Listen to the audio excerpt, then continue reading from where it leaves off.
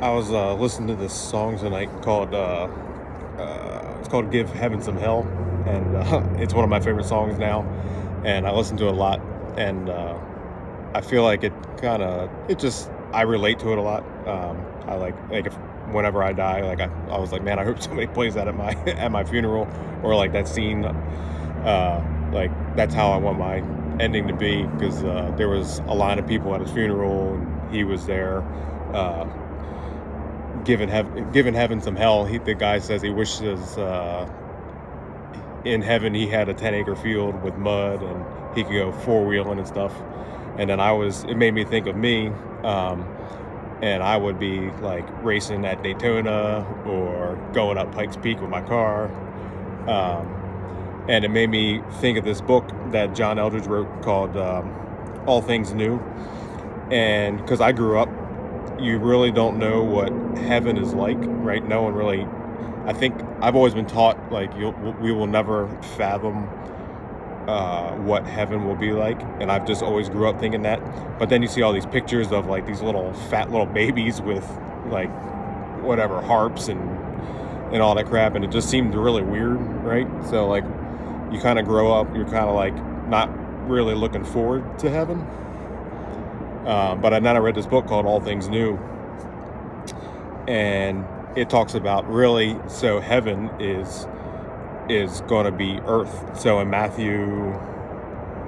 it's Matthew 19, Jesus says, "I assure you that when the world is made new and the Son of Man sits upon the glorious throne, you who have been followers will also sit on 12 thrones, judging the 12 tribes of Israel, and everyone who has given up houses or brothers or sisters or father or mother or children or property for my sake will receive 100 times as much in return and will inherit eternal life."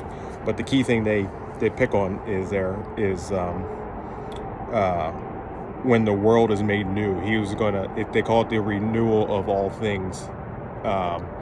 So I believe that is heaven, and we can't fathom it because we don't know an earth without sorrow or without pain, or an earth where in every situation the devil is trying to work it for the worse or for his good instead of God's good.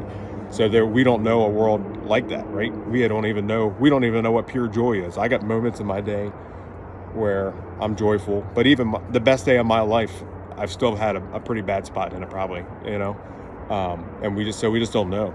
So then I'm like, man, where would you go, right? If you had zero, if you were pure joy, right? You don't have to work, right?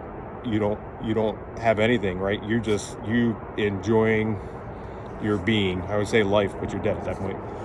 But your soul, your being, whatever, man. Like you go to the Grand Canyon, and it makes me think of The Lion King, when, the beginning of the movie, everything was green, everyone was loving life, the animals, ruled the Mufasa, the leader, the king, Jesus, and then Scar took over, the devil, right?